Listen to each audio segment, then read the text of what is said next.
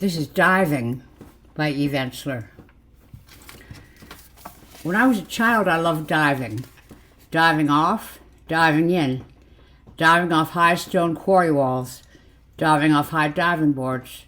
I loved climbing the long ladder to the top. I loved my sky blue one-piece bathing suit. I loved how fast and compact I was at 10. I loved practicing the approach. I see now everything is in the approach. How high you get, how focused your attention, how clear your desire for flight and clean entry. I love my naked, wet feet on the board. Love the 3 steps, knee up, jump down on the bounce.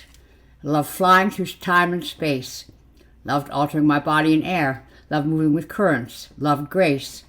Loved flipping sometimes, or opening up like a swan.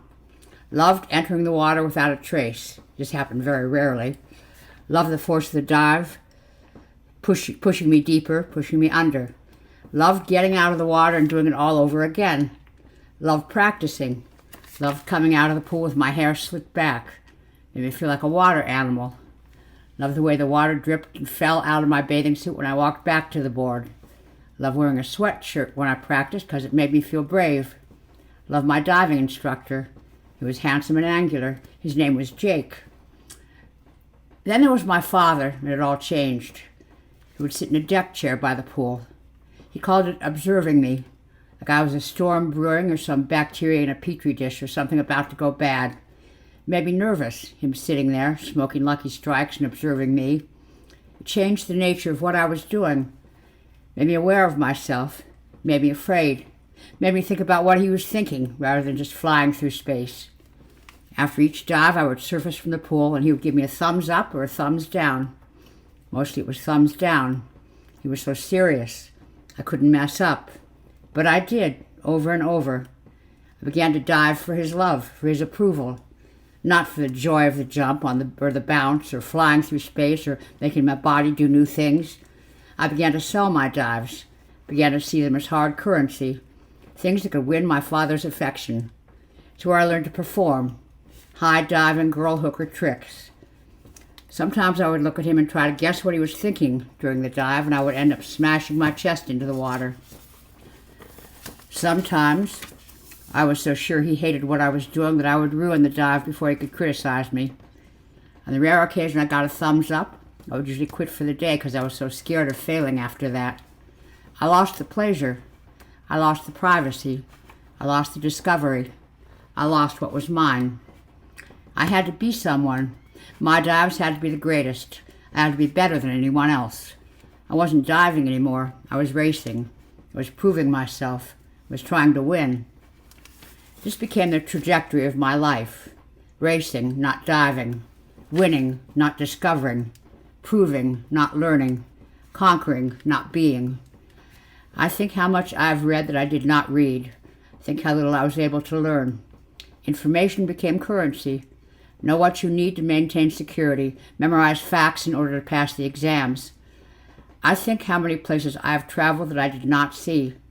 How many times I've had sex without losing myself because I was so worried about performing. I think how my father has been sitting there as I come up from a dive, a new piece I've written or a speech I've given. I think how many years I've longed for the weight of his gaze to be lifted, and how at the same time I was afraid to lose it since I believed it was what motivated me and gave me direction. I think how I learned then to compare myself to others and compete. How anyone who wanted anything was the proof of what a loser I was. How desperate I was to win and how much shame I felt around my own desperation.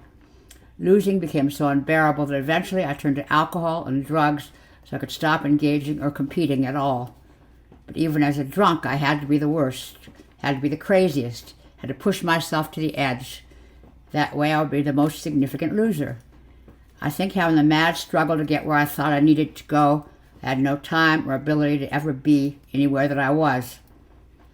And now I was about to open the good body in Washington, D.C., heart of the empire where government and corporations merge in greed and exploitation, turning the majority of the world into losers. Stupid me, to have thought I had something to say in the face of this power and arrogance and privilege. There I was, in another empty hotel room, emails coming in every minute from women all over the world with news of continuing violations. From Myanmar and Iraq, in the darkest time of her country, unable to leave her house for fear of being gunned down by religious extremists the U.S. had unleashed in this ungodly war. From Esther, whose center, Casa Amiga, was desperate for funds as the bodies of poor factory women continued to turn up dead in Juarez. I was alone, without a partner, feeling fat and old, comparing myself to everything and everyone shiny and successful and significant. I was back on the diving board, rushing my dive, not concentrating, not focused on what I love, looking out another millionth time for the world's thumbs up. I was missing my step on the board, landing flat on my chest, smashing and hurting myself, no grace, flopping, never amounting to anything, never being anyone. I stopped fighting it. I dissolved. I became no one. I lay on the floor and I cried and cried. I passed through to the other side, then I passed out. I slept like I've never slept. I slept as if I had died. The next day, my eyes swollen, I went for a walk in the Capitol. I was so tired and fragile. But there was this lightness, this sweetness in me. I remembered it from long ago. Out of nowhere, I heard this gentle voice say very matter-of-factly, "You are done. You already did it. You made something of your life. You can stop. You already dove for him. You can live your life now. Go on." I breathed. It was hard to believe. That night I opened in Washington, D.C. It was different this time. I was not thinking about how it looked or how I was being received. I was not thinking about critics or other playwrights or what I was going to be doing next to prove my worth. I was deeply in the story, flying through space, the occurrence of thoughts and feelings. I was lost in the mystery. I was dancing in the messy, wet world of the play. There were hundreds of people in the audience, yet no one was watching. I was not separated from them by my need for their approval. We were there together, struggling to find our way, working on our approach, our bounce, our courage, our height, our spin, our grace, our entry. My father was no longer in his chair smoking and observing. He was gone. He got the first 52 years of my life. The next ones are for diving.